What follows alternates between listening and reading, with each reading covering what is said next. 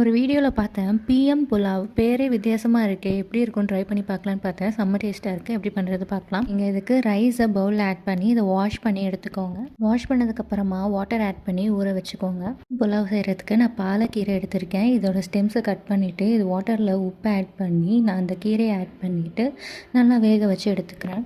அடுத்து ஒரு மிக்ஸி ஜாரில் 2 பச்சை மிளகாய், இஞ்சி, பூண்டு, ஒரு கைப்பிடி அளவுக்கு கொத்தமல்லி, அது கூட நம்ம வேக வச்ச இந்த கீரையை ஆட் பண்ணிவிட்டு பட்டை, சோம்பு பண்ணி அரைச்சிக்கலாம். ஒரு குக்கரில் ஆயில் சூடு பண்ணிவிட்டு சீரகம் போட்டுக்கலாம். ஆனியனும் சேர்த்து நல்லா வதக்கிக்கோங்க. அதுக்கப்புறம் டொமேட்டோவும் சேர்த்து நல்லா வதக்கிட்டு நம்ம அரைச்சி வச்சுருக்க க்ரீன் பேஸ்ட்டையும் இது கூடவே ஆட் பண்ணி நல்லா சுண்டுற அளவுக்கு இதை மிக்ஸ் பண்ணிக்கோங்க.